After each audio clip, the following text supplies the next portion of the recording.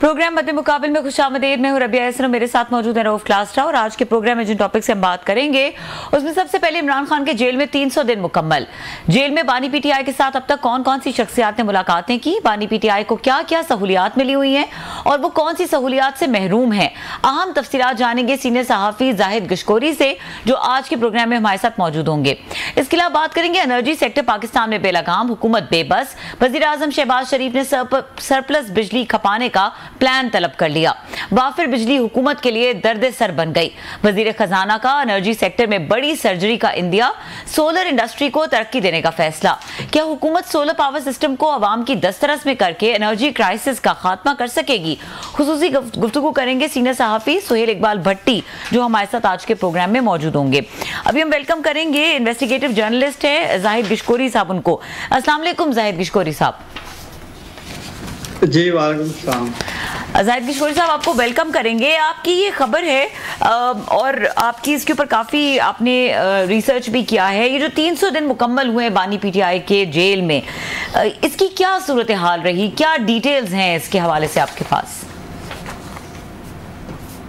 देखिए, पाकिस्तान की हालिया तारीख में और जो अडियाला जेल की तारीख है 1987 के बाद इमरान खान जो बानी पीटीआई हैं वो एक ऐसे पहले सियासी कैदी हैं या कोई भी कैदी जिन्होंने इन 300 दिनों में 450 मुलाकातें की।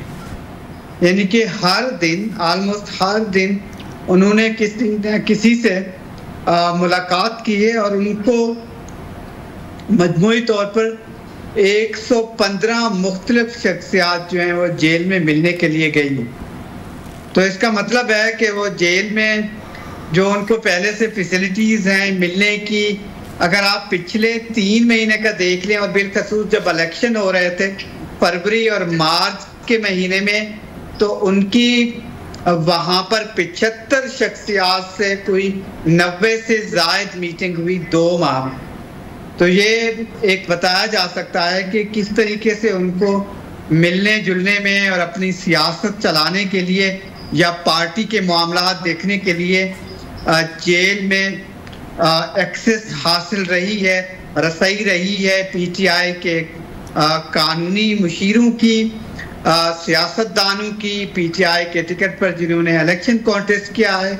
और एक ख़ास बात, उनके मियाँ वाली के हलके से जो इलेक्शन कॉन्टेस्ट कर रहे थे उनके अपने हलके से सबसे ज़्यादा जो एमएनए नियाजी हैं उनकी मुलाकातें हुई हैं। उमैर हयात से 27 मुलाकातें। और भी उमैर हयात नियाजी की बात कर रहे हैं मेरा ख्याल है आप? जी, मैं बिल्कुल उमैर नियाजी की बात कर रहा हूँ। इसके अलावा जो दूसरे मरवत साहब हैं, शेर अफजल मरवत, उनकी भी ज़्यादा मुलाकातें हैं और ख़ुद बैरिस्टर गौहर खान की भी और उनकी बहनों की भी, जो बहनें उनकी सबसे ज़्यादा उनको मिली हैं और सारे जो फेमिलियर फेसेस थे उनको मिले हैं। और जो अदाद शुमार जेल के बताते हैं, इससे पहले कि हम ये अदाद शुमार पे जाएँ, आपने क्योंकि सारे नाम पढ़े हैं, सामने भी आए हैं, चीज़ें हमने भी देखी, बाकी तो चलो समझ में आने वाले हैं कि फैमिली है, फ्रेंड्स हैं या उनके वकील हैं, पार्टी के लोग हैं, इट्स अंडरस्टैंडेबल। और साफ ज़ाहिर है इनको अदालत के हुक्म पे ये एक्सेस दी गई है कि वो मिल सकते हैं, खान साहब नाम अप्रूव करते हैं, वो मिलते हैं। इनमें 1-2 नाम बड़े ये इंटरेस्टिंग हैं, उनको आप कैसे देखते हैं? वो है नदीम अफजल चंद साहब का, अगर मैं गलत नहीं कह रहा, कि वहाँ पे उनका नाम भी आया था। शायद मार्च में मुलाकात हुई थी इलेक्शंस में, जिन दिनों में यहाँ पर पीपल्स पार्टी और इमरान खान साहब इनके दरमियान गुफ्तगू हो रही थी। जरदारी साहब, बिलावल साहब सोच रहे थे जो बातचीत कीजिए। आप वहाँ पे इनकी मुलाकात को कैसे देखते हैं, नदीम अफजल चंद साहब की जो खान साहब से मुलाकात हुई है? अच्छा क्लास साहब, मैंने बड़ी कोशिश की है चंद साहब से पूछने की, वो मेरे कॉन्टेक्ट में नहीं आ सके। मेरी मालूमात में ये नदीम अफजल एक और आदमी हैं। अच्छा, I stand corrected, I am sorry. अच्छा, मेरी मालूमात में ये नदीम अफजल नामी शख्स जो हैं ये और कोई हैं, ये भी स्पेशल थे और ये एक ऐसा गैर मारूफ नाम है जो कोई स्पेशल पैगाम लेके आए इमरान खान के लिए, वो उनसे मिलने के लिए। और बाकी तमाम जो नाम है ये गालिबन गुजर खान से हैं जो नदीम अफजल जिनका आप जिक्र कर रहे हैं। डिफरेंट हैं ये मुख्तलिफ है मेरी मालूमात में, लेकिन नदीम अफजल चंद साहब को मैंने अप्रोच करने की कोशिश की थी। मैं भी ये जानना चाहता था कि क्या वो वाकई उनसे मिले। अच्छा, दूसरा क्लासेस साहब देखिए, जब हम बात कर रहे हैं कि 300 दिन उनको मुकम्मल हो गए हैं जेल में, सितंबर में उनकी गिरफ्तारी हुई थी और जब से ये साइफर कंट्रोवर्सी स्टार्ट हुई तो उसका कैदी नंबर भी 804 है और ये 804 दिन भी हो चुके हैं उस कंट्रोवर्सी के बाद से। ये भी एक महज इत्तेफाक है। और दूसरा कि बहुत सारे नाम जो इमरान खान के करीब समझे जाते हैं वो उनसे मुलाकात के लिए नहीं गए हैं, वो इस्लामाबाद में मौजूद हैं, पार्टी की हाई कमांड का भी हिस्सा हैं, लेकिन मिलने के लिए या तो उन्होंने कोशिश नहीं की या उनसे इमरान खान मिले नहीं हैं। ये कौन कौन से नाम है? ये कौन कौन से नाम है? मतलब जरताज गुल हैं, या रिसेंटली आप देखें तो बहुत सारे नाम हैं जो कि खैबर पख्तूनख्वा से भी हैं, या दूसरी लीडरशिप उनकी टॉप टियर लीडरशिप है, इवन पंजाब में। नहीं नाम बताया ना जाहिद, वो तो ठीक है, नाम को दे ना, जैसे जरताज गुल साहबा का आप कह रहे हैं कि वो मिलने नहीं गए या खान साहब ने नहीं बुलाया, बाकी कोई नाम और हैं आपके पास टॉप? बाकी कुछ नाम जो है वो छुपे हुए हैं, जब बलोचिस्तान से कोई उनको मिलने के लिए नहीं गया सिवाय एक मेंबर नेशनल असेंबली जो एक नौजवान। एक बात तो देखें ना आपके, वो आप मिलना चाहते हैं, पार्टी के लोग मिलना चाहते हैं, इट्स नॉट ए न्यूज़, आप नहीं मिल सकते अनलेस खान साहब वो नाम किसी को खुद बुलवाएं, अप्रूव करें। ये authority lies with the former prime minister of Pakistan.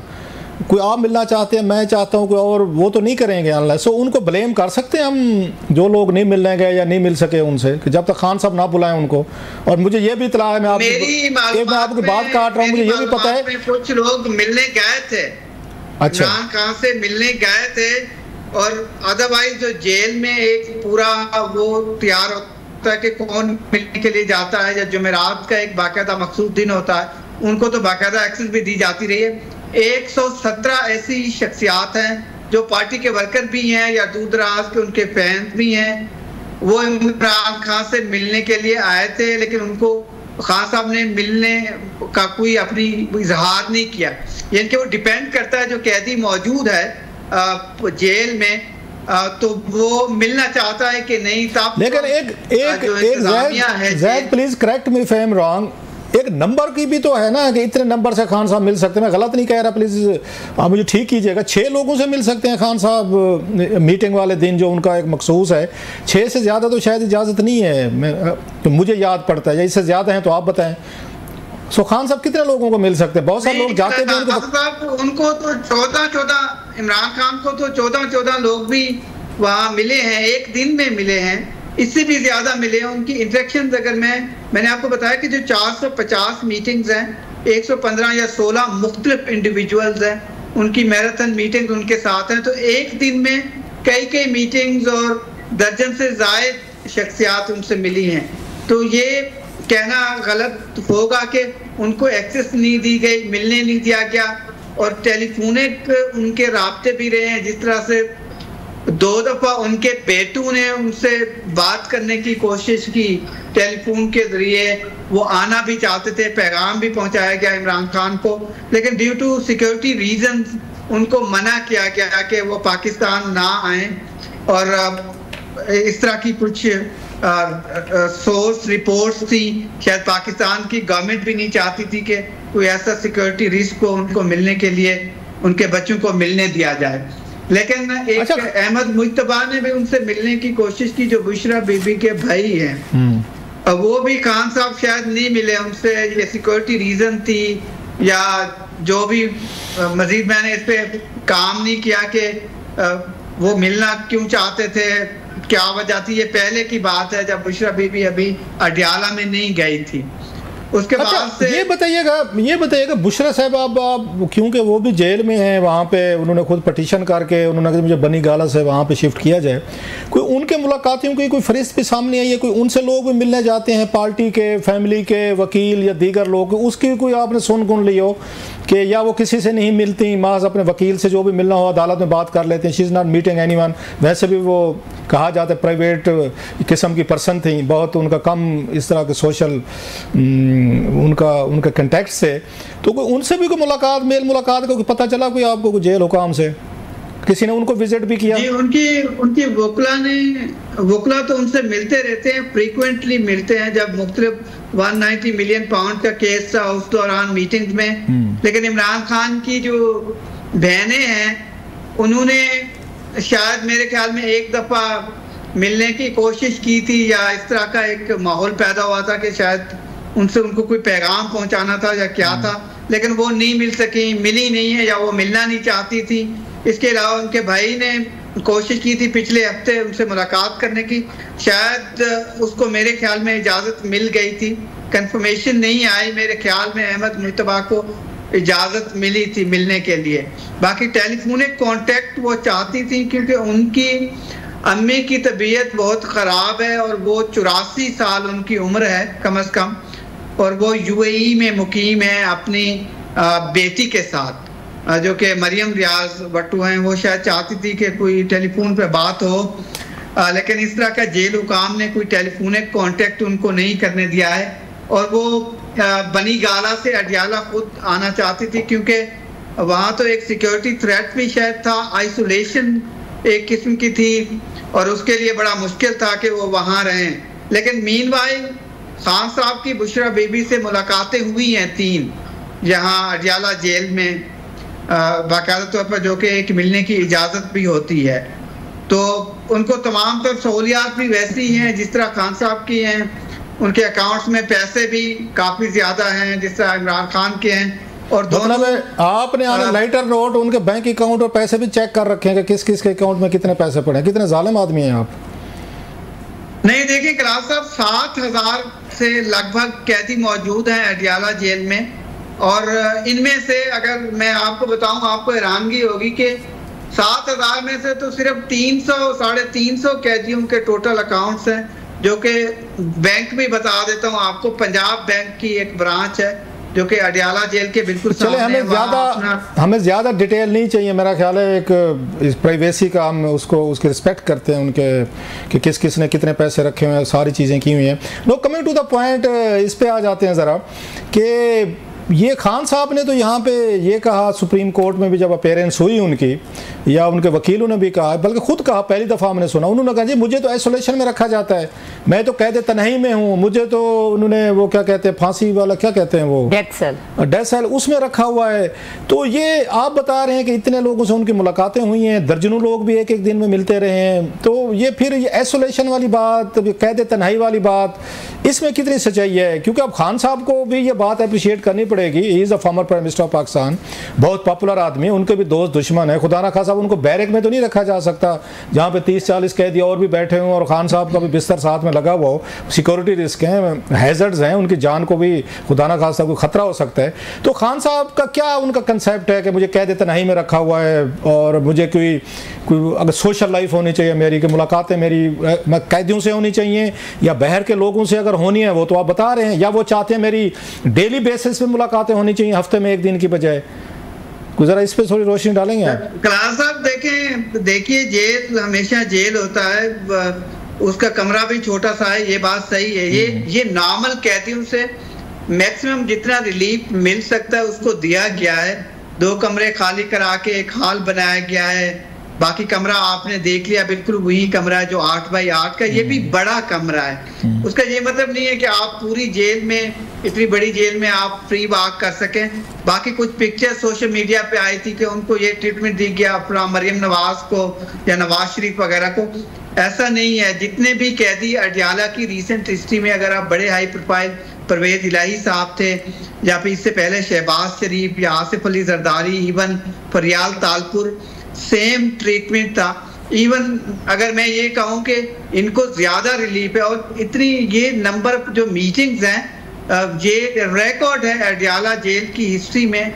Even Zulfikar Ali Bhutto, जो उस वक्त तो ये जेल बनी नहीं थी लेकिन ओल्ड कैंप था, उनको भी इतनी इजाजत नहीं थी इंडिविजुअल्स को बाकायदा मिलने की कि मैराथन आप मिलते रहें। ये आइसोलेशन आप इसको खैर वो नहीं तो कह सकते। एक मार्शल दौर था, अब जरा थोड़ा सा डिफरेंशिएट कर लेते हैं कि वो तो एक डिक्टेटरशिप थी। General Zia was ruling this country with tight grip, तो वो तो हम कंपेयर नहीं कर सकते। अब तो कोई मतलब मुल्क में कोई इस तरह का कोई आमिर नहीं है, डिक्टेटर नहीं है। अगर देखा जाए जैसा भी सिस्टम है, एक जमहूरी रंग कलर तो उन्होंने दिया, वैसे दोनों को हम मेरा ख्याल कंपैरिजन तो नहीं कर सकते। जनरल जिया की भुट्टो साहब के डिफरेंट हालात थे, यहाँ वाले डिफरेंट हालात हैं, तो लिहाजा उस वक्त अगर भुट्टो साहब की मुलाकातें नहीं हो रही थी, खान साहब की तो मुलाकातें वो रिलीजियसली हो रही हैं बिकॉज ऑफ द रीज़न, और उनको अदालत ने अलाउ किया हुआ है उस वक्त। और उस वक्त की जो अदालतें थी वो PCO के तहत थी, उन्होंने उनको अलाउ नहीं किया था भुट्टो साहब को। उनको तो डॉक्टर को बुलाने के लिए भी बड़ी उनको रिक्वेस्ट और मेहनत करनी पड़ती थी।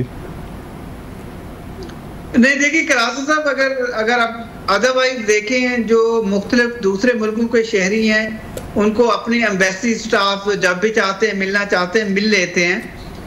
जिस तरह से यार वो काउंसलर एक्सेस, एक मिनट मेरे चंदा, वो एक और चीज़ है। अब आप भी अप्रिशिएट करेंगे, आप खुद भी दुनिया भर फिरते रहते हैं, स्टोरीज करते हैं। एक काउंसलर एक्सेस होती है कि कोई गैर मुल्क का शहरी हमारे यहाँ कैद हो गया, तो डिप्लोमेटिक नॉर्म्स हैं जिसको जिनीवा कन्वेंशन के तहत हमारे एग्रीमेंट्स हैं दुनिया भर के साथ। हमारे भी लोग अगर बैरून मुल्क वो कैद में चले जाएं, वो भी एक्सेस देते, दैट्स अ डिफरेंट स्टोरी। और डिप्लोमेट्स मिलते होते हैं, या बहुत बड़े कलभूषण के केस में हमने देखा फैमिली ने भी मिल लिया था। एक मैं बताता चलूँ आपको कि वो बड़ा खान साहब नाराज होते हैं, वो 2 दिन नाराज भी रहे हैं और बहुत गुस्से होते हैं। जो वहाँ स्टाफ है उसने ये जो चेंज किया गया था उनका स्टाफ, गार्ड्स जो 14 गार्ड्स हैं पुलिस वाले और जेल की अपनी सिक्योरिटी होती है, उनमें से 9 को यकदम से चेंज किया गया, जिनसे वो गुस्से, उनका जो टेम्परामेंट है बड़ा वो स्विंग करता है। कभी वो बहुत नाराज होते हैं, बहुत ड्राई होते हैं, और उनका एक अपना माइंड है, और वो 24 घंटे विजिलेंस उसमें होता है। ये तो मूड स्विंग्स जो हैं, मैं आपकी बात करूं, mood swings are very natural. मुझे भी होते हैं, आपको भी होते हैं, हर बंदे को होते हैं डेफिनेटली। एक बंदा इतना बड़ा लीडर, पॉपुलर लीडर, वो सारा जेल में सारा दिन अकेले बैठना 4 दीवारों के साथ, तो बंदे में गुस्सा भी आता है, एंगर भी आता है, फ्रस्ट्रेशन तो वो आती होती है। तो आप खैर coming to the staff change जो की गई है, आप समझते हैं कि सम टाइम इसको सिक्योरिटी के लिए किया जाता है या खान साहब को तंग करने के लिए किया जाता है कि कुछ लोग खुदा ना खासा कंप्रोमाइज ना हो जाए, क्योंकि बाहर की फोर्सेज जो उन्हें पता हो जी फलां लोग हैं मुसलसल खान साहब के इर्द गिर्द हो सकते हैं। एक तो ये ऑप्शन हो सकता है, मतलब एक एंगल हो सकता है कि खुदा ना खासा कोई बंदा उनमें से कंप्रोमाइज ना हो जाए, लिहाजा हटा दिया जाए। दूसरा, वो खान साहब के साथ भी अगर मुमकिन है कि उनका कंफर्ट लेवल बढ़ गया हो, और खान साहब कहते हैं वहाँ पे कर्नल साहब हैं, वो मॉनिटर कर रहे हैं, कैमरे लगे हुए हैं, लिहाजा उन्होंने खान साहब को तंग करने के लिए इन बंदों के साथ गपशप कर इनको हटा दो। सो आपका क्या ख्याल है, what could be the reason? Security reason हो सकती है कि गार्ड्स कंप्रोमाइज हो सकते हैं, या उन्हें लगा होगा जो बैठे हुए हैं वहाँ पे मॉनिटर कर रहे हैं कि खान साहब की तो गपशप लग गई है, ये तो सारे मतलब है यहाँ पर एक सोशल कंपनी दे रहे हैं, लिहाजा इनको हटाए ना लोग लेकर आए।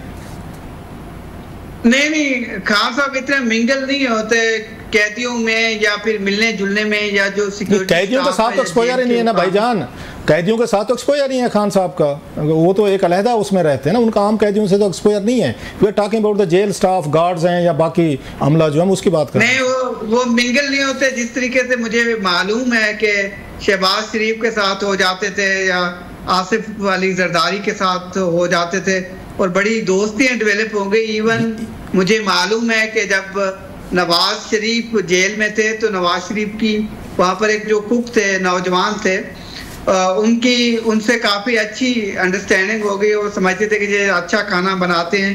तो एक दफ़ा जब वो जेल में गए तो एक अंडरस्टैंडिंग पैदा हुई, फिर कुछ अरसे बाद दोबारा जेल में गए, तो उन्होंने पूछा कि वो एक बंदा था यहाँ पर, तो उसका क्या वो कहाँ है, ठीक है, तो उसको बुलाया गया था बाकायदा उनके लिए।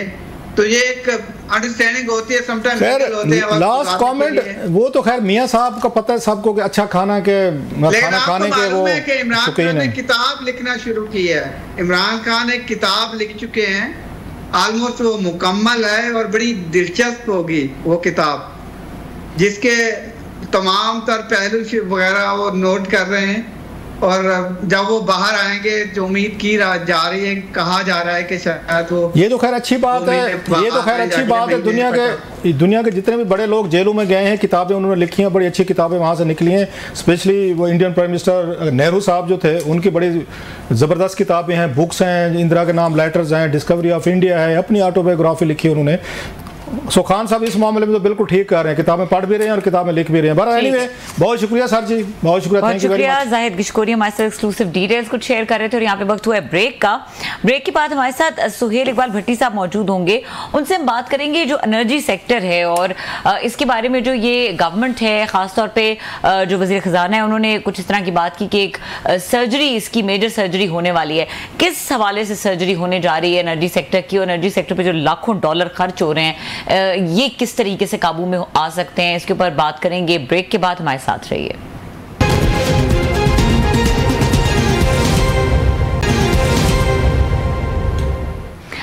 Welcome back. हमारे साथ मौजूद हैं सीनियर सहाफ़ी और एंकर पर्सन सुहेल इकबाल भट्टी साहब, उनको वेलकम करेंगे। अस्सलाम वालेकुम सुहेल इकबाल भट्टी साहब। जी वालेकुम सलाम। अच्छा सुहेल भट्टी साहब, बहुत शुक्रिया, एक तो आपने हमें वक्त दिया और बड़ा ये एक इम्पॉर्टेंट इशू है जिसके ऊपर आपकी कुछ रिसर्च है, आपकी खबर इस हवाले से बताइए। ये जो एनर्जी सेक्टर का क्राइसिस है और जो लाखों डॉलर इस सेक्टर पर खर्च हो रहे हैं, इसको लेकर गवर्नमेंट किस तरह से प्लान कर रही है, किस तरह से इसको कंट्रोल करना है? खास तौर पे जो हमने मौजूदा बजट देखा है उसमें भी हम यही देख रहे हैं कि ये एक ऐसा सेक्टर है जिस पे काम होना बहुत जरूरी है। तो ये जो सर्जरी वगैरह की बातें हो रही हैं ये इसीलिए हो रही हैं और बजट जो है वो इससे असरअंदाज होगा, कोई फायदा हासिल किया जा सकेगा अगर इस पर मौसर तरीके से काबू पाया जाए? जी रबी बहुत शुक्रिया। आपने कहा कि ये क्या प्लान कर रहे हैं, फिल वक्त इनके पास कोई प्लान नहीं है। उसकी बुनियादी वजह ये है कि पाकिस्तान में अमूमी तौर पे दो किस्म के बहरान होते हैं। आपकी कोई चीज़ है जिसकी किल्लत पैदा हो गई है, शॉर्टेज है, तो एक क्राइसिस क्रिएट हो जाएगा। लेकिन इस वक्त जो पावर सेक्टर है वो इस वक्त पाकिस्तान के सबसे बड़ा क्राइसिस है। शायद आने वाले दिनों में ये चीज़ सामने खुलकर भी आएगी।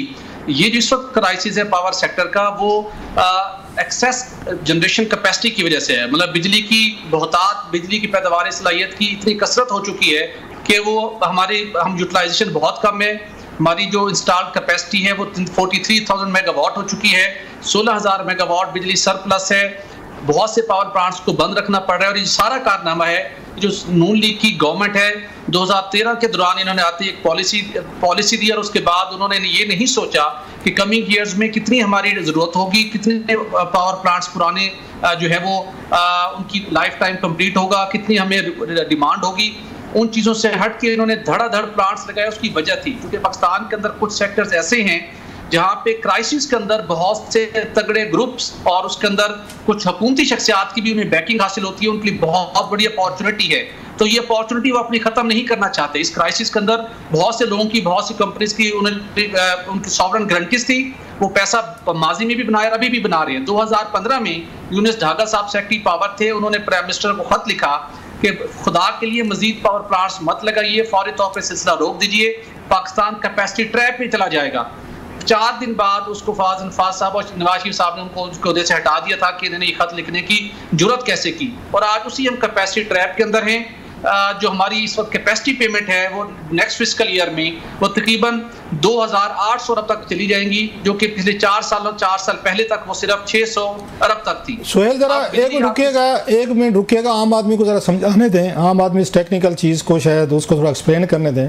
कैपेसिटी चार्जेस वो होते हैं कि आपका एक मुआहदा होता है किसी पावर प्लांट से, IPP से, कि आप उसे 2,000 मेगावाट 500 जितने भी खरीदेंगे, तो आप खरीदें ना खरीदें, यूनिट खर्च हो ना हो, वो प्लांट चले ना चले, कंजम्पशन हो ना हो, आपने उनको पेमेंट करनी है, आपने उनको पैसे देने। पूरा साल भी प्लांट ना चले, आप उनसे बिजली ना भी खरीदें तो भी आपको पैसे देने पड़ेंगे। This is what is called capacity charges. मैं ठीक कह रहा हूँ? इसी तरीके से होता है जिसकी बात आप कह रहे थे कि उनको पैसे देने हैं आपने, you have to make them the payments, और आपने इसके सॉवरेन गारंटीज दी हुई हैं, आपने लिख कर दिया हुआ है, आपने मुआहदे किए हुए हैं। और जिसका आप कह रहे थे कि 16,000 से ज़्यादा इस वक्त आपकी वो है, आप 16,000 के भी हम पैसे दे रहे हैं सर इस वक्त उनको, वो जो मेगावाट्स की जिसकी आपने कहा सरप्लस है और वो इस वक्त हमारे यूज़ में नहीं आ रही। विक्रांत साहब बिल्कुल आपने दुरुस्त कहा, बिल्कुल दुरुस्त अंदाज में आपने निशानदेही की। यही सूरत हाल है। 16,000 मेगावाट सरप्लस कैपेसिटी है, उसको हम नहीं चला पा रहे, लेकिन चूंकि हमारे उनके साथ एग्रीमेंट्स हैं, उनको हमने हर सूरत पेमेंट करनी है और उनको मुसलसल पेमेंट हो रही है। तो उनके तो सबके सर पाँव कढ़ाई घी में है, किसी को इशू नहीं है। आम आदमी के जहन में आता है सुहेल, मतलब just being a commoner my self, कि अगर आपको 16,000 यूनिट्स की मेगावाट की कीमत तो हम दे रहे हैं, मतलब कैपेसिटी चार्जेस के नाम पे, यूज़ हो ना हो, तो उनसे लेके ये रोज़ाना की बुनियादों पे जो प्राइसेस बढ़ाई जा रही हैं, पैसे तो आपने देने हैं। तो इसको सस्ते करने की बजाय ये महंगी क्यों जा रही है? आई एम बिट कंफ्यूज आपके, क्योंकि एनर्जी सेक्टर है, ज़रा आई होप आप मेरी कंफ्यूजन। आम आदमी पूछता है कि भाई साहब 16,000 के पैसे तो दे रहे हैं, तो फिर लेके हमें सस्ती दे दें, अब पैसे देने, या आप समझते हैं कि नहीं आपने महंगी बिजली बेच के जो कंज्यूम हो रही है वहाँ पे टैक्सेस लगा के जो 16,000 का आपने कैपेसिटी चार्जेस के पैसे देने हैं 16,000 मेगावाट के, वो भी वहीं से रिकवर करने हैं जो कि आप इस्तेमाल कर रहे हैं। लिहाजा सस्ती तो नहीं देंगे, महंगी देंगे, और आने वाले दिनों में जो सोलर प्लांट लगते जा रहे हैं मजीद बिजली महंगी होगी, क्योंकि लोग अगर मतलब आम बिजली इस्तेमाल नहीं करेंगे वापडा वाली, तो फिर तो उनको उसके पैसे भी देने हैं, 16,000 के पैसे भी देने हैं, और इधर से भी आपकी कंजम्पशन जो है वापडा की कम होती जाएगी। सो बिजली तो महंगी होती जाएगी just to meet capacity charges expenses. Sir बिल्कुल आपने दुरुस्त सवाल किया और बड़ा वैलिड क्वेश्चन है, और हर इंसान के ज़हन में आता है कि जब हम कैपेसिटी पेमेंट दे रहे हैं तो क्यों ना हम इन पावर प्लांट से बिजली पैदा करके सिस्टम में लाएं। तो ये प्रॉब्लम ये है, जो हमारी 10 बिजली की तकसीम कार कंपनियां हैं जिनके पिछले 20 सालों से मुस्तकिल सरबराह नहीं लगाए गए, पावर डिवीजन ए ब्लॉक से बैठ के उनको कंट्रोल करता है। अगर ये 16,000 के मेगावाट के पावर प्लांट्स चलाएं तो अभी तो सिर्फ कैपेसिटी पेमेंट देना पड़ रहे हैं, फिर जब ये 16,000 मेगावाट के पावर प्लांट्स चलेंगे तो जो फ्यूल कॉस्ट आएगी माहाना तकरीबन 30 से 40 अरब उसके ऊपर फ्यूल कॉस्ट आएगी। उसकी बिजली बन के जब फरोख्त कर देंगे लोड शेडिंग कम होगी, वो जब फरोख्त होगी तो उस 40 में से 15 अरब वैसे टेक्निकल लॉस और चोरी की नजर हो जाएंगे। तो मजीद एक कैपेसिटी पेमेंट और कैपेसिटी पेमेंट साथ यार सोहेल एक बात बताएं, और बोझ पड़ जाएगा। एक बात बताएं, ये हमारी ब्यूरोक्रेसी, हमारे हुक्मरान सियासतदान इतने बेरहम कैसे हो सकते हैं कि आपको इतनी भी हमारे यहाँ असेसमेंट नहीं है, कि कैलकुलेशन नहीं है कि मुल्क की आबादी कितनी है, हमारी ज़रूरियात कितनी है, और हमने कितने प्लांट्स लगाने हैं जिनको हमने कैपेसिटी चार्जेस और मोस्टली डॉलर रेट पे दिए हुए हैं, डॉलरों में पेमेंट कर रहे होते हैं। क्या मतलब इन लोगों में कोई रहम नहीं है कि जिन लोगों ने इनको अपना हुक्मरान बनाया है, इनकी तनख्वाहें देते हैं, टैक्स देते हैं, इन्होंने 16,000 मेगावाट इन्होंने सरप्लस कैपेसिटी के वो लगा लिए हैं, यहाँ पे IPPs लगा लिए हैं, बिजली घर लगा लिए हैं जो बंद पड़े हुए हैं और उनको पेमेंट्स हो रही हैं। मतलब हुकूमतें भी वो कहते हैं सो क्रूअल, इतने जालिम ये कैसे हो सकते हैं हमारी ब्यूरोक्रेसी कि उनको पता ही नहीं है। छोटा लफ्ज है ये, क्रूएलिटी है, ये जुल्म है, ये कोई छोटी चीज नहीं है कि 16,000 मेगावाट सरप्लस पर हम पैसे दे रहे हैं और इनको ये भोले डांद हैं और इनको पता ही नहीं है कि हमने कितनी कैपेसिटी रखनी है। इतना बड़ा जुल्म ये कर रहे हैं सारे लोग और लगाई जा रहे हैं सर।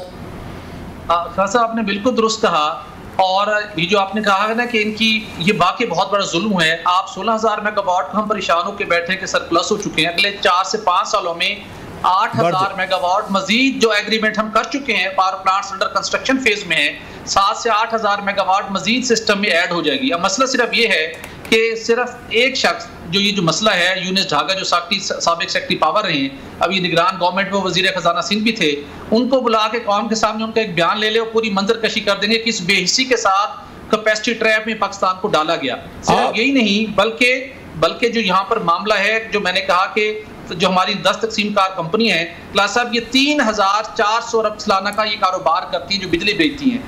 कोई भी एक मिनिस्टर जो सर मिनिस्टर है सबकी अपनी अपनी कंपनी है, कोई 3,400 अरब का काम करने वाली कंपनियों का ना मुस्तकिल चीफ एग्जीक्यूटिव ऑफिसर है, एक और बात पे आगे लेकर चलते हैं। आप कह रहे हैं 8,000 मेगावाट मजीद ये कंट्रैक्ट इन्होंने, मतलब 16 और 8 मिलाएं तो ये 24 तक ये चले जाएंगे।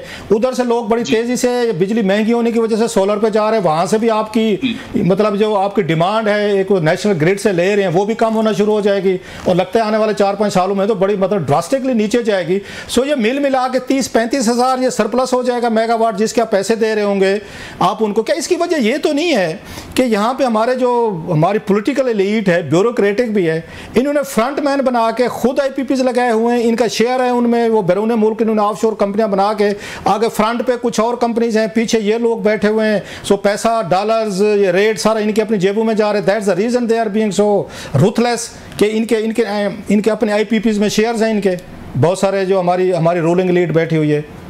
ये जो पावर सेक्टर की मार्केट है उसके अंदर जो बड़े प्लेयर्स हैं वहां पर ये एक इंप्रेशन बिल्कुल मौजूद है, अगरचे कि हमारे पास कोई डॉक्यूमेंट्री एविडेंस नहीं है, लेकिन ये एक इंप्रेशन मौजूद है कि जो हमारी एलीट है, हमारी पॉलिटिकल लीड है, उनके इन पावर प्लांट्स के अंदर इनडायरेक्टली उनके इंटरेस्ट मौजूद हैं। अगर वो खुद इसके अंदर बाहर से किसी ऑफशोर कंपनी के जरिए से शेयर होल्डर नहीं है तो उनके अपने जो ब्लू आइड बड़े बिजनेसमैन हैं, बड़े ग्रुप्स हैं जिनके ऊपर वो दस्ते शफकत रखते हैं, वो काम करते हैं, फिर आगे वो काम चला रहे हैं। और आप सुनकर हैरान होंगे, अभी मुझे एक स्टोरी पता चली, पाकिस्तान का एक बहुत बड़ा ग्रुप था जिसका खैबर पख्तूनख्वा से लेकर कराची तक मुख्तलिफ इंडस्ट्रीज के अंदर वो काम करते हैं।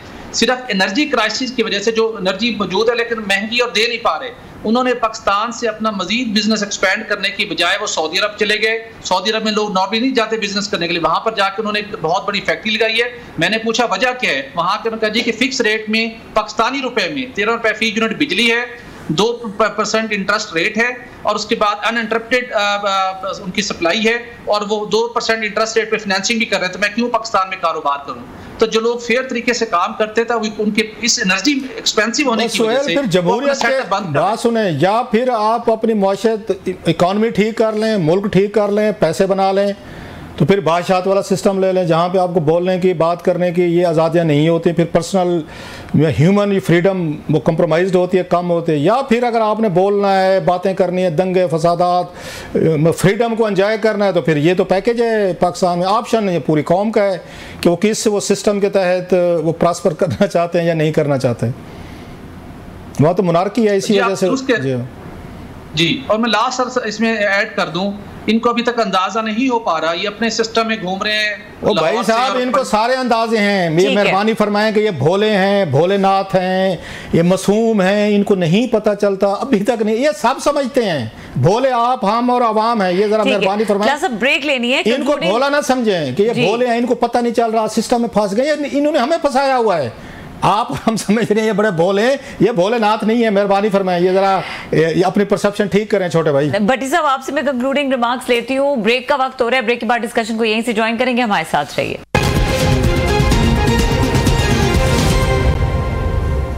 Welcome back. सुहेल भट्टी साहब, आपने क्लास आपने कहा कि ये इतने भोले नहीं हैं, क्या कमेंट्स हैं आपके इस पे? राजा साहब ने बिल्कुल दुरुस्त कहा। उनका नंबर ऑफ इयर्स, जितना उनका एक्सपीरियंस है, जितना ब्यूरोक्रेट्स को क्लोजली उन्होंने रिपोर्ट किया है, ऑब्जर्व किया, वो बिल्कुल दुरुस्त कह रहे हैं। लेकिन मैं सिर्फ उसके अंदर ये चीज़ ऐड करना चाह रहा था कि पहले फिर ये आई डोंट नो क्यों बिला वजह इस हकीकत को समझना नहीं चाह रहे, या समझ के कोई सलूशन नहीं देना चाह रहे। जो हर प्रॉब्लम इस लेवल तक पहुँच चुका है, जो मैं बताना चाह रहा था अपने, आज जो आपके नाज़रीन हम देख रहे हैं कि जो एनर्जी सेक्टर का जो क्राइसिस है, वो कैदी नंबर 804 ने जो पाकिस्तान के अंदर कुछ 2-3 सालों से क्राइसिस क्रिएट किया हुआ है, उससे बहुत बड़ा क्राइसिस है। और जो सोलर का सिस्टम पाकिस्तान में इंपोर्ट हो चुका है, और मजीद लोग स्मगलिंग से लेके आए, इन्होंने बजट में उसको जरा कर्टेल करने की कोशिश की है कि महंगा कर रहे हैं ताकि लोग फिनिश प्रोडक्ट मंगाएं। इस हद तक सोलर पैनल 8000 से 9 मेगावाट और 9000 मेगावाट सिस्टम में आ चुके हैं, मजीद भी आएंगे। इनके जो पावर प्लांट्स जितनी मर्जी कैपेसिटी एक्सपेंड कर रहे हैं और ये थोड़े मोटे एक्सपेरिमेंट कर रहे हैं, इनसे ये इसके आगे ये बंद नहीं बांध सकेंगे। और ये 3 से 4 सालों के अंदर वैसे चाहिए तो ये था, अगर इन लोगों को, हमारे हुक्मरानों को, हमारी ब्यूरोक्रेसी को अगर थोड़ी सी हमदर्दी होती इस आवाम के साथ, तो ये तो ज़्यादा इनकरेज करते सोलर पे, ताकि लोगों को चीप बिजली मिले। इनका काम तो हुक्मरानों का ये होता है कि लोगों को फैसिलिटेट करें। आप 100 रुपये यूनिट तक ले जा रहे हैं। सोलर वो एनर्जी, मतलब एक नया आपके पास अल्टरनेट एक आपका एनर्जी सोर्स है, उसको डिस्करेज करने की कोशिश की जा रही है, ताकि जो पेट भर रहे हैं IPPs का, जिनमें इनके अपने भी शेयर्स हैं बहुत सारे लोगों को, तो आपने सोलर को वो करना था, बूस्ट करना है, ताकि लोग बेचारे सस्ती बिजली मिले, जिसका क्रेडिट आप लेंगे और महंगाई कम होगी, इन्फ्लेशन कम होगी। आप उल्टा उसमें मजीद सिस्टम में IPPs भी उस पे, ऑयल पे और ये फ्यूल पे चला रहे हैं, क्योंकि इंपोर्ट एक लॉबी है, वो इंपोर्ट में ही पैसा बनाते हैं। अब तो गैस भी इंपोर्ट हो रही है, आपका मतलब फ्यूल भी हो रहा है, और कोई एक्सप्लोरेशन के मेरा ख्याल है तो वो तो अब सिलसिले ही खत्म हो गए। जो गैस के और इनके कॉन्ट्रैक्ट देते थे कि गैस एक्सप्लोर करें, पेट्रोल पे कभी हमने सुना ही नहीं है सर। जी क्विकली सुहेल भट्टी साहब। जी बस अप्रैल के अंदर जो कास साहब ने जिस बात की निशानदेही की, अप्रैल के अंदर उन्होंने एक स्टडी करवाई, जो सोलर का निज़ाम था, जिसकी उसकी स्पीड के ऊपर वो पेनिट्रेट कर रहा है, ये सब लोग परेशान हो चुके हैं, इनके पास कोई सोल्यूशन नहीं है। और अब प्राइम मिनिस्टर ने एक सोल्यूशन निकालने की कोशिश की है कि फौरी तौर के ऊपर स्पेशल इकोनॉमिक जोन को एस्टेब्लिश करें, उनको आप बहुत सस्ते दाम के ऊपर डायरेक्ट बिजली देंगे ताकि हम इससे बच पाएं। लेकिन ये सोल्यूशन नहीं है। जो सोल्यूशन असल था उसकी तरफ कोई जाने को तैयार नहीं, चूंकि वहां पर सबके मफादात के ऊपर कारी ज़रूरत पड़ती है। जब वहां उसको थेफ्ट को कंट्रोल करते हैं, टेक्निकल लॉस कंट्रोल करते हैं और जनरेशन कॉस्ट को नीचे लेके आते हैं, वहां पे कोई जाने को तैयार नहीं है। और या इसके आगे इनके पास इसके अलावा कोई और सॉलिड सोल्यूशन नहीं है। वेरी अलार्मिंग फैक्ट्स, और आपने बहुत अच्छा किया कि इसके ऊपर बात की। यहाँ पे प्रोग्राम का वक्त खत्म हो गया। देखने के लिए शुक्रिया, इजाजत दीजिए, अल्लाह हाफिज।